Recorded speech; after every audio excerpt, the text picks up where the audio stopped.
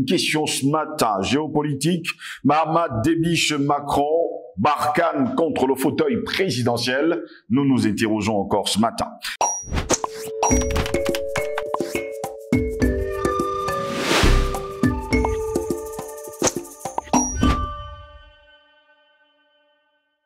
Madame, messieurs, bonjour. C'est toujours un plaisir de vous retrouver sur Panafricaniste TV, la chaîne de télévision des panafricanistes, votre chaîne de télévision qui vous apporte le meilleur de l'information. Eh bien, il faut le dire, mesdames, messieurs, Mahamat Idriss Déby était à Paris il y a 2 semaines pour une visite de travail de quelques jours. Un tête-à-tête à l'Élysée était prévu pour le mercredi 18 octobre dernier. Dans l'après-midi avec Emmanuel Macron, les sujets de discussion étaient nombreux entre les deux hommes. Ce qu'on peut retenir d'ailleurs de cela, cette visite de Mahamat Déby a eu lieu alors que les convois de soldats français quittent le Niger, transitant par le Tchad. La coopération sécuritaire et militaire entre les deux pays, nous dit-on, était nécessairement au cœur de la rencontre entre les deux hommes. Quartier général de l'ex-opération Barkhane, la base de N'Djamena, est la dernière dans la région du Sahel, dans un pays encerclé par les crises sécuritaires. Donc, doit-elle rester en l'état? Le dispositif doit-il évoluer? Eh bien, ce sont les questions que se posent d'ailleurs aujourd'hui les Africains et surtout les Tchadiens.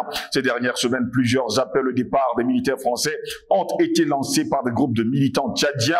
Ils étaient d'ailleurs nombreux à demander à ces derniers de quitter le sol tchadien. Mahamat Déby a-t-il finalement légitimé la présence de soldats français sur son sol ou alors sur le sol tchadien? La question ne se pose plus. Rappelons que les autorités tchadiennes continuent à chercher du soutien à l'étranger pour la poursuite de la transition. L'organisation du référendum de décembre chiffré à 53 millions de dollars, puis des élections de l'an prochain, 260 millions de dollars, coûte cher, nous dit-on, et apparemment, c'est la pichenette qu'a pu trouver Mahamat Déby pour avoir le soutien de la France, en faisant rester sur son sol, eh bien, les soldats français. Le processus de DDR des groupes rebelles signataires de l'accord de Doha également, 32,5 millions de dollars, de même que l'accueil massif de réfugiés soudanais dans la région frontalière. Eh bien, Mahamat Idriss Déby, c'est l'utilité de la France pour mobiliser le soutien financier des bailleurs de fonds. Selon la présidence tchadienne, Mahamat Idriss Déby a aussi rencontré des hommes d'affaires intéressés par les investissements au Tchad. Voilà pourquoi nous nous interrogeons nous aussi. Géopolitique, Mahamat Déby chez Macron, Barkhane contre le fauteuil présidentiel. Telle est notre grande interrogation. Pour répondre à nos questions, nous sommes avec Albert Anatole ici. Il est journaliste d'investigation et surtout directeur de publication du journal Le Cactus. Albert Anatole ici, bonjour, bienvenue à vous. Bonjour à vous, Steve José Longos. Je dis bonjour au top management de Panafricaniste TV ainsi qu'aux techniciens, principalement à Gires qui est derrière les machines. Je dis bonjour à l'Afrique, cette Afrique-là qui s'éveille, ainsi qu'à sa diaspora. Je dis bonjour à tous les Africains de Mayotte, à tous les Africains de l'île de Comores, des Antilles françaises. Je dis bonjour à tous ces peuples-là qui s'élèvent chaque matin pour lutter pour leur souveraineté, pour leur véritable liberté.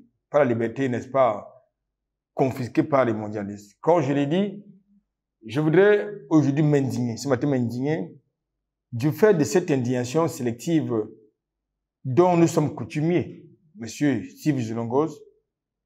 Voyez-vous, ça fait plus de bientôt 25 ans que la MONUSCO se trouve du côté de la République démocratique du Congo. Du fait, n'est-ce pas, de l'instabilité sécuritaire que vous connaissez,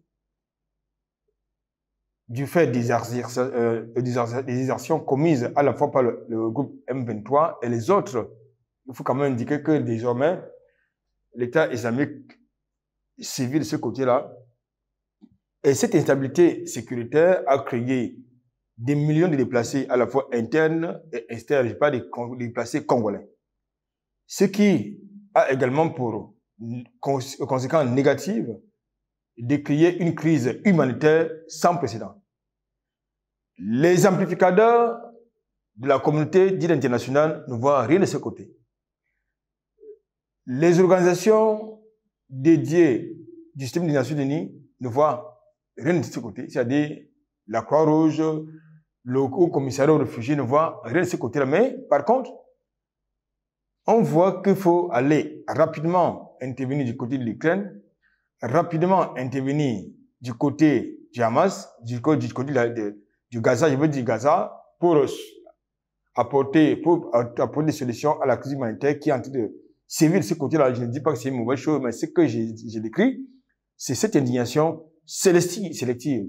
Vous avez environ 7 millions de déplacés internes en République démocratique du Congo qui dorment le ventre fameux, parmi lesquels les enfants, les vieillards, les femmes. Eh bien, cette situation humanitaire n'intéresse pas ceux qui se disent amis du continent africain, mais surtout du Congo. Je vous parle de la République démocratique du Congo. Merci pour l'invitation. Très heureux de vous avoir, Albert Anatole. Ici, je vous dirais tout simplement que l'Afrique n'a pas que des amis. Alors, allez savoir qui sont les amis et qui sont les ennemis de l'Afrique. Une question que nous nous posons ce matin, géopolitique, Mahamat Déby chez Macron, Barkhane contre le fauteuil présidentiel. Eh bien, cette visite a eu lieu, Albert Anatole, ici, alors que, on va le dire ainsi, les convois de soldats français quittaient le Niger, transitant justement par le Tchad. Qu'est-ce qui se cache derrière cette visite de Mahamat Déby du côté de Paris? Je crois, en l'espace de quelques mois, le putschiste de N'Djamena a été reçu par Jupiter. Je crois la dernière visite avant celle que vous évoquez et qui n'a pas été rendue très publique date de février 2023. Je crois à cette occasion, M. Mahamat Déby est entré par une porte dérobée à l'Élysée, où il a été reçu en quelques minutes. Ensuite, ils sont allés dîner tranquillement, comme des vieux potes. Mais cette fois-ci, la visite a été un peu plus médiatisée. Et il a été reçu pendant 1 heure par Macron. Pourquoi? Le contexte géopolitique actuellement auquel la France est confrontée au Sahel oblige. Il a déroulé le tapis rouge à M. Mahamat Déby. Il a reçu pendant 1 heure. Et puis, quoi d'autre? Il s'agit tout simplement du fait qu'aujourd'hui, après son départ du Mali, du Niger et du Burkina Faso, la racaille française que vous appelez Barkhane est devenue comme un sans domicile fixe. Donc, le dernier point de chute annoncé, vous l'avez également indiqué, c'est N'Djamena, où sa présence, vous l'avez également indiqué, est contestée par l'opinion publique tchadienne. C'est-à-dire qu'on ne veut plus des soldats, des militaires français en sol tchadien. Alors, dans ce contexte où il nous revient, selon les sources officielles, que les soldats français devaient transiter par le Tchad pour prendre les airs pour la France, mais sauf que c'est tout faux. Il y a une partie du contingent français qui est effectivement partie du Niger pour le Tchad, mais sauf qu'il y a une autre partie qui est encore sur place sur le Tchad pour venir renforcer le dispositif présent déjà dans ce territoire.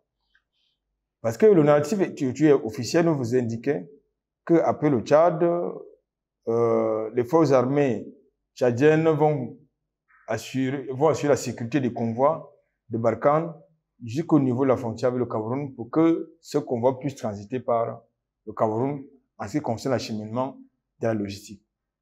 Jusqu'à date, je n'ai pas, sauf si les choses se passent pendant que je tourner cette émission, je n'ai pas entendu parler du passage d'un convoi français en territoire camerounais.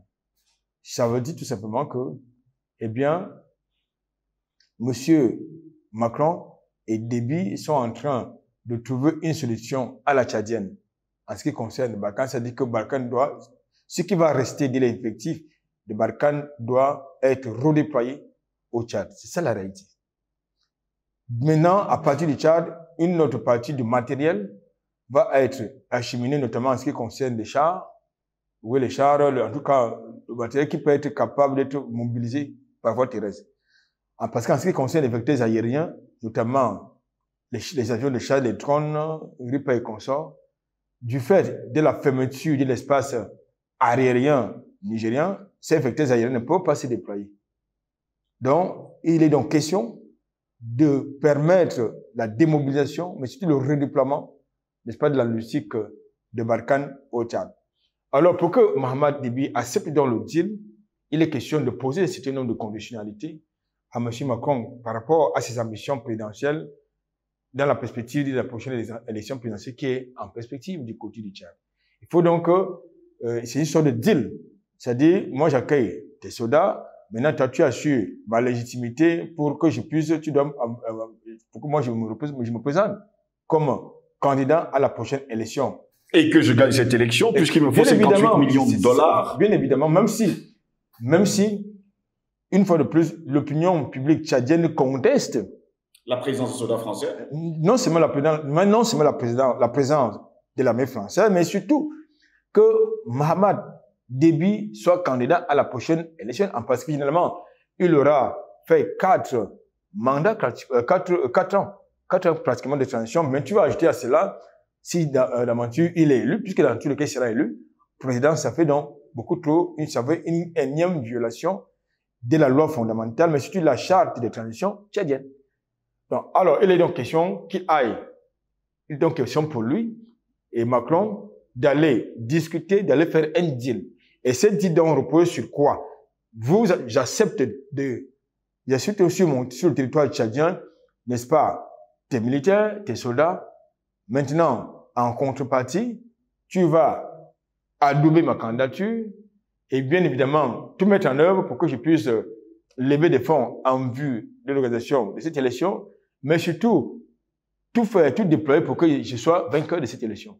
Voilà en réalité l'objet de la visite de M. Mohamed Déby chez Macron la semaine, il y a quelques semaines, Presque 2 semaines. Il y a quelques jours. Donc voilà un peu la situation. Alors, pour revenir à votre question, Barkhane contre le fauteuil présidentiel, oui. C'est ça qu'il est question. Aujourd'hui, nous saluons d'ailleurs, nous en tant que panafricanistes, patriotes, nous saluons le fait que justement les autorités et le gouvernement tchadien se sont engagés dans une dynamique de décryptation sociopolitique, de décryptation de l'apaisement du climat politique, non seulement en favorisant le retour du président du Parti des transformateurs, mais surtout en libérant les prisonniers d'opinion du côté du Tchad, parce que nous sommes revenus il y a quelques minutes que, effectivement, les autorités tchadiennes ont procédé à la libération des prisonniers d'opinion du côté de N'Djamena, en l'occurrence les militants et sympathisants du Parti des transformateurs.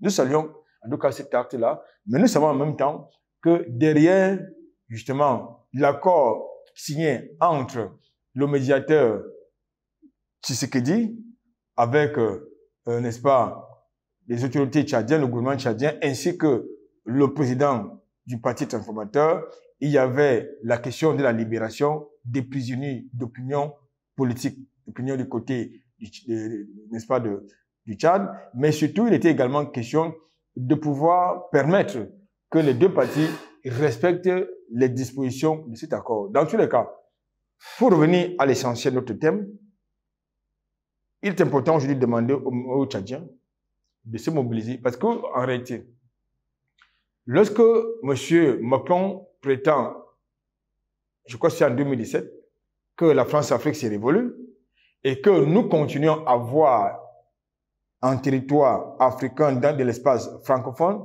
les vestiges ou les symboles de la France-Afrique tels que les bases militaires françaises, nous, ça nous pose problème. Donc, il faut absolument que le peuple tchadien se mobilise en vue de demander le départ des forces françaises ainsi que la fermeture de ces bases militaires. Alors, Anatoly, ici, les soldats français chassés par les Maliens, les Burkinabés et les Nigérians sont-ils finalement des sans-domicile fixes? Naturellement, et ce sont des sans-domicile fixes. Vous ne pouvez pas comprendre que les Américains qui ont aidé la France à se libérer de l'Allemagne nazie aient été priés par De Gaulle de s'en aller, alors qu'ils avaient l'intention d'y rester. Ils ont tranquillement accepté de partir. Mais, à contrario, lorsque les militaires français se retrouvent en territoire africain, à l'invitation selon ce qu'ils disent, de quelques États au nom de la lutte contre le terrorisme et qui sont obligés de repartir chez eux pour résultats non concluants ou non satisfaisants, mais que ces derniers rechignent à partir, ça pose quand même pour ça. Ça veut dire qu'il y a un autre projet derrière. Et le projet, ce projet-là se trouve dans les accords de coopération que l'Afrique n'a jamais signé avec la France, mais que la France a signé avec la France. Ces accords de coopération vont donc perpétuer les symboles de la France-Afrique. Parmi ces accords de coopération, vous avez le franc CFA qui nous pose toujours problème.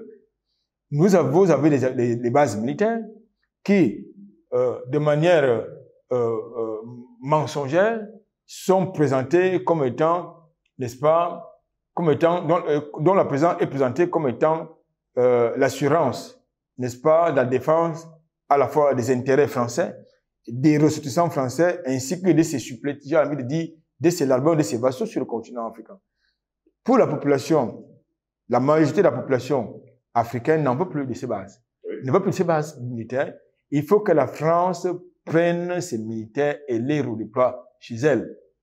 Maintenant, s'ils pensent que son armée, ses militaires doivent être des centres de domicile, ils peuvent les redéployer en Ukraine. Là, ils ont déployé les mercenaires.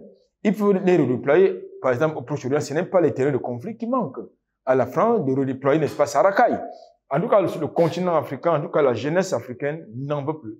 Ne veut plus, n'est-ce pas, de ces mercenaires qui sont présentés comme les militaires, mais qui, très souvent, sont empêtrés dans les scandales sexuels. En fait, ce sont des touristes sexuels, pour dire vrai. Ce sont les touristes sexuels. Nous connaissons les exactions commises du point de vue sexuel du côté à la fois du Mali. Ça n'a pas été très relayé par les médias. Et du côté du Niger, nous connaissons les exactions sexuelles qui ont été commises par les militaires français du côté de la République centrafricaine. Dans le cas de l'opération Sangaris, nous connaissons les exactions commises par des violeurs de l'armée française du côté du Burkina Faso. Ça n'a pas été du tout souvent relayé, soit par les médias locaux, soit par leurs amplificateurs, qui très souvent se taisent, choisissent la le bêta sur de tels scandales. Alors, Anatola, ici, c'est quand même curieux que chaque fois qu'on chasse les soldats français d'un pays, ils trouvent toujours refuge dans un autre pays africain. Pourquoi ne pas repartir directement en France? Là, ça implique que cette attitude implique la responsabilité totale et entière des dirigeants de ces pays. Ça, dans le cadre, n'est-ce pas, dans le contexte tchadien, oui, la responsabilité totale et entière de Mohamed Déby Itno est engagée. C'est-à-dire vos concitoyens, ce qui vous ont élus, et dont vous êtes le mandataire pour exercer la pleine souveraineté, n'est-ce pas, de leur pouvoir, vous disent, ces militaires, nous n'en voulons pas. Mais vous vous obstinez à faire tout le contraire de ce que exige l'opinion tchadienne. Ça veut dire que il y a des deals de corruption, comme tout à l'heure je l'ai indiqué, c'est-à-dire que vous avez des deals, et en plus, les espaces de territoire occupés par ces armées devraient être compensés financièrement par la diplomatie, par le gouvernement français, mais ce n'est pas souvent le cas. C'est une parenthèse actuellement entre le régime français et djiboutien, et il y a comme une sorte de poussée de figure, justement lié au fait que vous avez une armée qui occupe pratiquement près de 40 hectares d'un espace territorial et dont il ne paie pas les allocations. Et lorsque le gouvernement djiboutien lui demande, lui exige des pays justement des points sur la droite, ça devient un problème. Donc, je crois qu'il est donc de la responsabilité de leurs vassaux, de leurs là-bas qui font office de chef d'État chez nous, de pouvoir dégager, j'ai envie de dire, écouter la voix de leurs concitoyens qui leur ont donné le mandat de pouvoir les diriger. Mais nous savons que ces gens, ils n'écoutent jamais leur population. Si oui, par la voie des armes, par la voie de la répression. Raison pour laquelle je disais tantôt qu'il faut que l'opinion publique tchadienne prenne ses responsabilités en demandant aux autorités tchadiennes de chasser, n'est-ce pas, ces mercenaires chez eux, parce que partout où une force d'occupation a été présente, ça a été manifesté par le chaos. Et il nous semble que ce n'est pas les exemples qui manquent. Au Mali, nous avons des exemples qui parlent avec des exactions commises d'abord contre la population civile, ce qu'ils ont appelé de manière politiquement correcte, des bavures, alors que c'était, j'ai envie de dire, des exécutions volontaires et sommaires. Nous en connaissons du côté du Niger, où vous avez des exactions qui ont été commises par, n'est-ce pas, les mercenaires français. Nous en connaissons du côté du Burkina Faso, tout comme nous en connaissons du côté de la République centrafricaine. Donc, je pense que partout ils ont été de passage, ils se sont livrés à leur sport favori, c'est-à-dire le tourisme sexuel. Et je pense que il faut faire très attention lorsque vous avez sur votre territoire, n'est-ce pas, Mahamat Idriss Déby n'est-il pas au courant de tous ces faits? Il est parfaitement très au courant, mais sauf qu'il est engagé dans des deals égoïstes et personnels. C'est-à-dire quoi? C'est-à-dire que ce qui le préoccupe, ce sont ses ambitions politiques personnelles et non l'intérêt général, n'est-ce pas, du peuple tchadien. C'est ça qui est la question. Tout à l'heure, je vous faisais savoir que lors de sa récente visite du côté de l'Hexagone, mais il a mis M. Macron sous pression. C'est-à-dire, moi, j'accueille sur mon territoire des mercenaires. Oui. En contrepartie, moi, tu vas me laisser tranquillement briguer mon mandat, n'est-ce pas, mon mandat présidentiel, même si et tu vas adouber mon élection, éventuellement, tu peux me la financer, cette élection-là. Donc, je crois que pour quelqu'un comme Macron, qui se trouve pratiquement en dos mur, il n'a pas beaucoup de choix que d'accepter le deal. Et je pense qu'aujourd'hui, ce sera le cas, c'est-à-dire, les événements, comme d'habitude, vont nous donner raison.